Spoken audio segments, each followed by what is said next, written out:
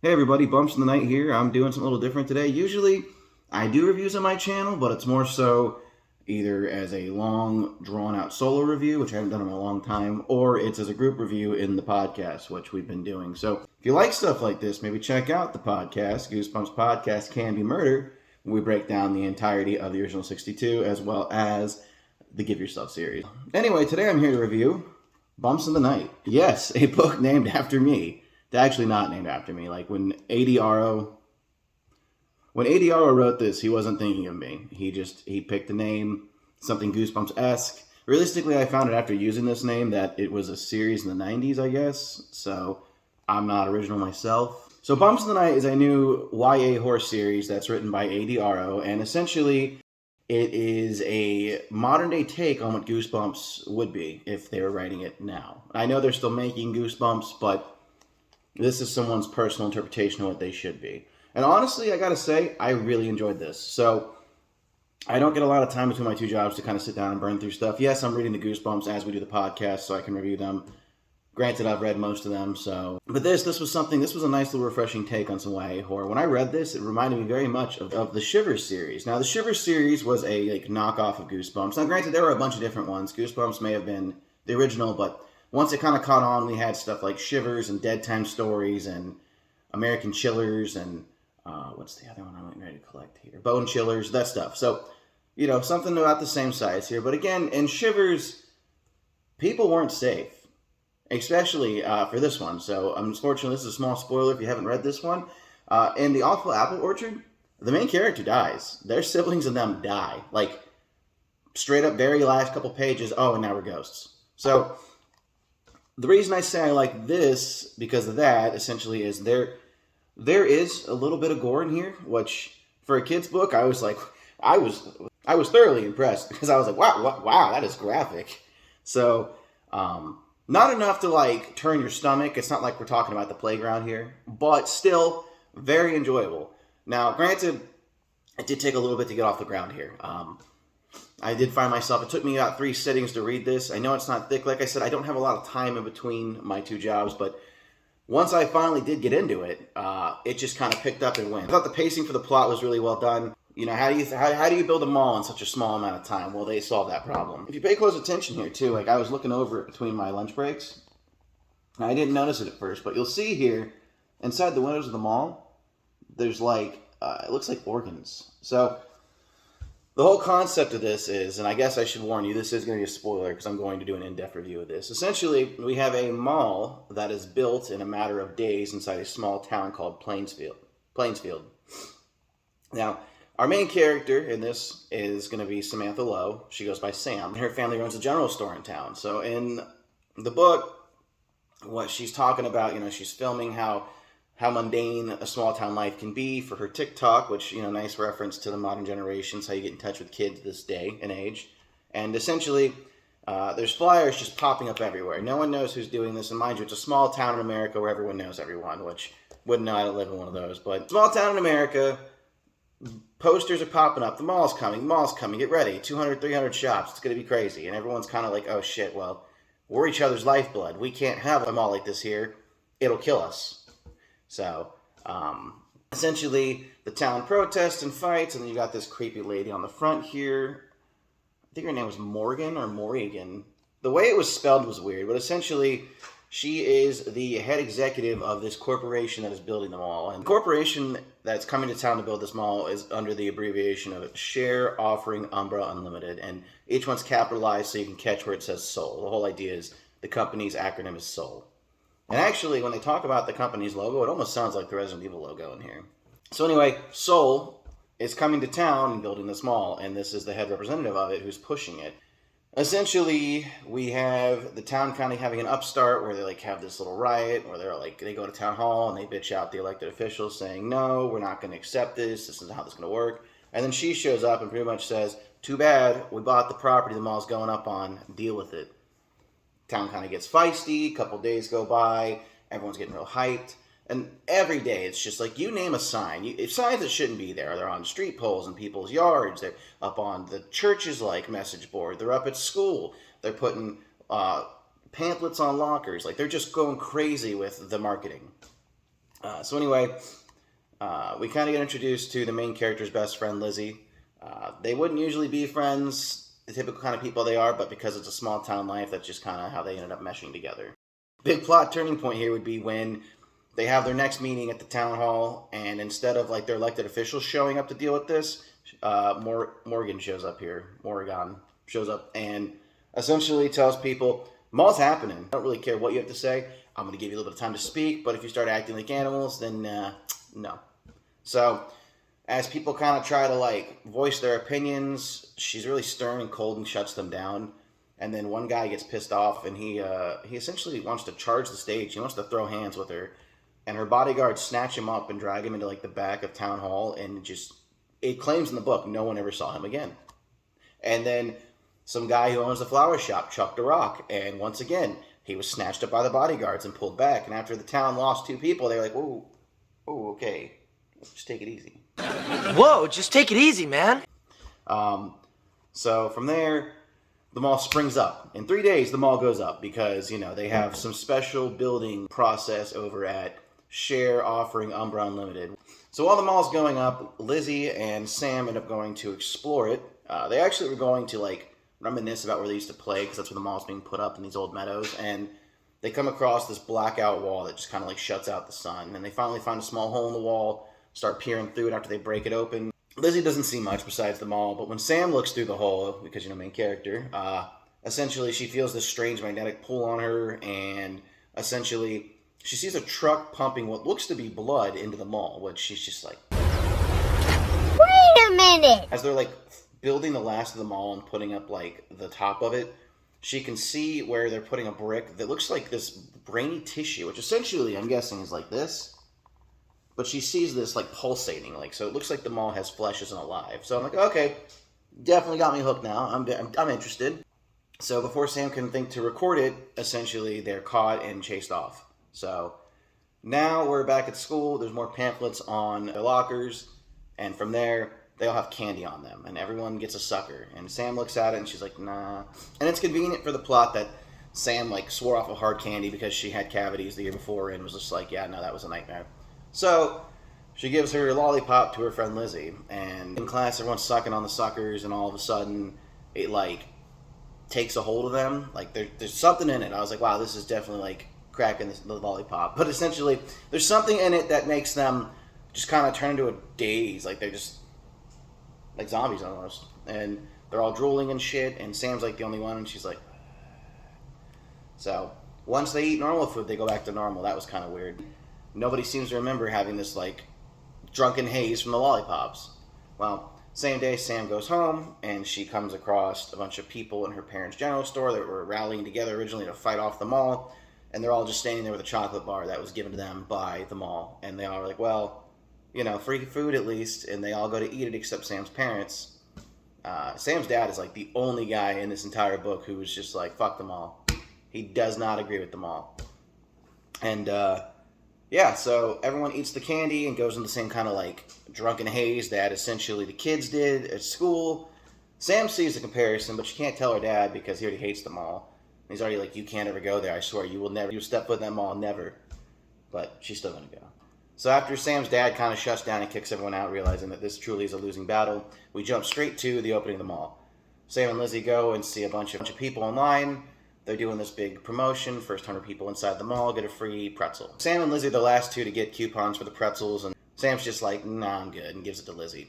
Like, there's something in the food. Sam has figured that out, and Lizzie hasn't, unfortunately, so she just keeps eating the food. They do a roller coaster where this is essentially like the Mall of America from what I'm taking. I've never been, but a roller coaster in the mall, not my mall. They do the roller coaster, then they go hit one store. Some crazy wonky fashion store called Rush. They try on a bunch of clothes. Sam's already knows she's not spending money there, but she's going to humor her best friend. So they're trying on the clothes in the dressing rooms, and all of a sudden Sam starts hearing this knocking at the door.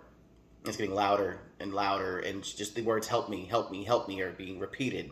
And then, like, a storm of mannequins, like straight out of a nightmare scene, come rushing into Sam's dressing room and essentially, like, grab her and are pulling her, and she freaks out and passes out.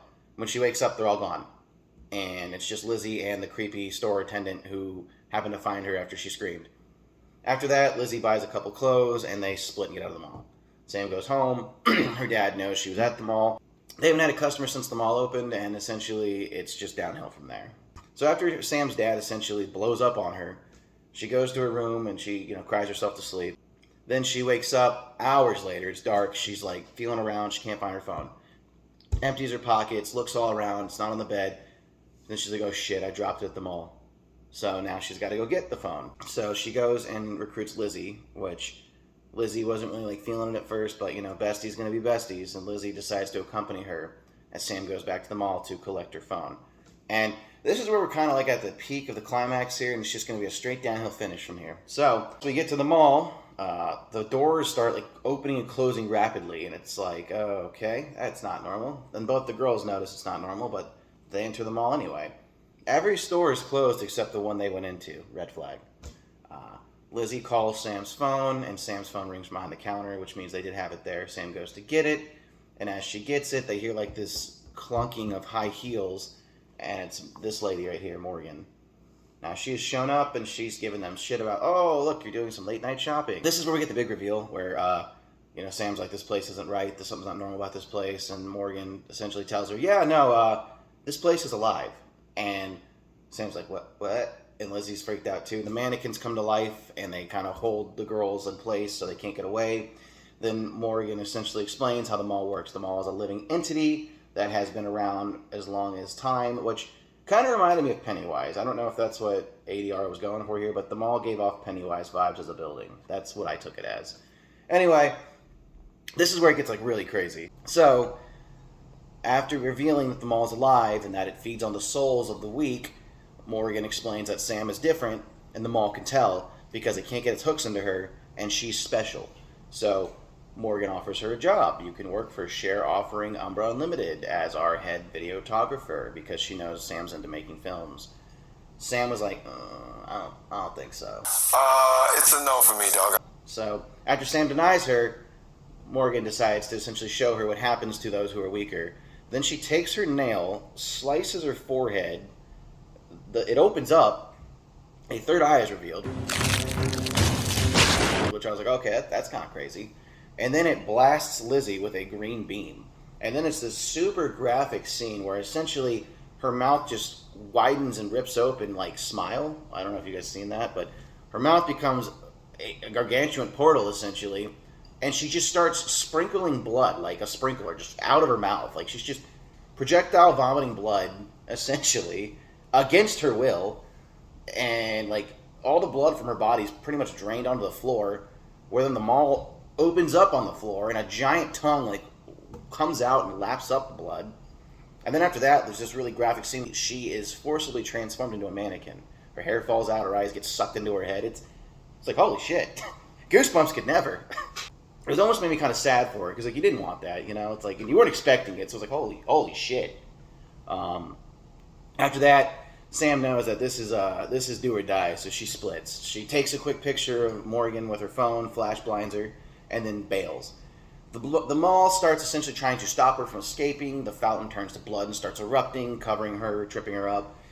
The doors are just constantly gnashing, so she Indiana Jones a trash can into it and barely gets out. Then she gets home, her parents see she's covered in blood, and essentially they're like, what the hell? And she just tries to explain the mall's alive, and they're just like, yeah, no, you. So as she's explaining to her parents what happened in the mall that night, she says, me and Lizzie went. And they're like, who's Lizzie? And she's like, my best friend. Didn't even know Lizzie. It's a small town. They're like, ain't no Lizzie here. Well, apparently the effect of the mall is this, and this happened with the two people that got taken at Town Hall. When you're forcibly fed to the mall like that, and you become a mannequin inside the mall, your essence is erased throughout history. Completely just, no one remembers you, your photos disappear, you're replaced, you're just gone. Which is, honestly crazy. But Sam remembers. She's the only one who remembers Lizzie. So after she realizes she's not going to be able to convince her parents that Lizzie's real, she goes through her phone, no pictures. She calls Lizzie's phone, no answer. She calls Lizzie's dad's phone, and he's like, I don't have a daughter. Don't call me. The next day, the sheriff comes to town and talks to Sam about what happened, and Sam's just like, oh, I tripped and hurt myself in the woods. That was blood from my head. And so they dismiss it. Sam goes through a whole hospital visit to find out she's perfectly fine. but she's not. Like, she's distraught that her best friend's been erased from the face of the earth. At that point, she comes home and finds out, like, the days turn to weeks. You know, Lizzie's been completely replaced, and one by one, people in town are starting to go missing. It turns out that the whole thing with Share offering Umbra Unlimited's whole thing is these malls, when they go up, they suck the towns dry. Like, they literally turn them into dead husks. They eat the entire town and move on to the next. So, one by one, these people are vanishing. The town is shrinking. Sam goes home one day and realizes, oh shit, we're going out of business. And the dad's like, yeah, we ain't got no money. What are we going to do? I got to keep my family alive. So she's like, well, what are we going to do? We're going to move away? And he's like, no. And so she kind of gets disheartened because she was hoping they were going to escape Plainsfield before the mall claimed her family. And then she comes to find out her dad was offered a manager job at the mall by Morgan. So as the story comes to an end, her dad signs the paperwork, and then Morgan turns to Sam and she's like, oh, I know you. I know a lot about you. If you're ever interested, I have a position for you at my company. You can be head of our video marketing department. And then the story comes to a close. That's it. Until the epilogue. I thought it was kind of nice, you know, like we don't usually get epilogues like that in books, but in this one, there is an epilogue. And in this epilogue, essentially, we find ourselves 15 years later at another small town. The mayor has a meeting coming up. Now, the mayor essentially, he already knows he's not going to go with this offer that's being made to him, but they're like, oh, let's just humor them. We're a small town. We're nice. And a woman walks in who sounds a lot like Morgan. She introduces herself as Samantha Lowe, and we're like, oh, shit. She fell for it. She's part of it now. And the deal was, Sam made a deal with Morgan to spare her parents as long as she worked with them. And she took it as the twisted explanation that Morgan had gave her in the mall when she got Lizzie killed. You can either be a victim or you can be a hero by helping save humanity, because the mall is only going to eat a small part of it. So by doing so, you save the world from being consumed by this creature. Which, very twisted, very weird way to look at it, but Sam kind of, you know, after enough time gaslit herself into thinking, hey, this is how it's got to be. And the mayor refuses. He's like, we're not putting the mall up here. And she's like, yeah, you don't really understand. I'm not asking. I'm telling. And then it ends. So, double dark ending. Personally, I really enjoyed it. Like I said, kind of a slow burn to start, but once you get past like the, oh, we're a small town, we hate this shit, oh, there's nothing we can do to stop it. By the time we have our second town hall meeting, I think things are fast enough paced that you can just kind of chug through it. It was a good book. I'd say if I was going to rate this on a scale of 1 to 10, I'd give this a 7.5. I think it definitely had its high parts. My only real complaint about it would just be, and it's a personal thing, honestly, just how quick the chapters go, which, again, not complaining. Some of them are only like 2 pages long, you know? So, I mean, doesn't have to be 30 chapters. This probably could be a 15, if not maybe 18, 20 chapter book. But that is such a small complaint about this series that it's not going to stop me from reading it. Now, the next one is already out, actually, so this is the first one. The second one's out. It's about a 90s theme park, so I'll be picking that up and probably reviewing that as well. I figure I'll review all of them considering my name's in the title. So, you know, got to support your YA horror community, you know. So, if you guys haven't already done so, I highly recommend checking this out. You can get it on either bumpsofthenight.com or you can get it on Amazon. So, it's not too expensive. I think it was worth a read. I mean, granted, I just kind of really broke it down for you. I left a few things out. But if you're thinking about it, if you're a fan of Goosebumps, if you're a fan of like chillers, dead time stories, that kind of stuff, I recommend checking out Bumps in the Night. It was a really fun read. And I look forward to seeing me review the next one. I'd like to personally thank the author for sending me this proof copy here. And also thank you for signing it.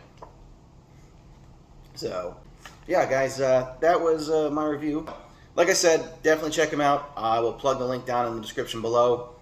And I look forward to more content like this. If you guys enjoy this whole me sit down and really break it down from my point of view, I can do that with other stuff. I still have this whole series I haven't even touched yet. I've read quite a few of them, but I've yet to review them. So, if you enjoy this, let me know in the comment section down below. With that being said, I appreciate your viewership, and I'll scare you in the next one.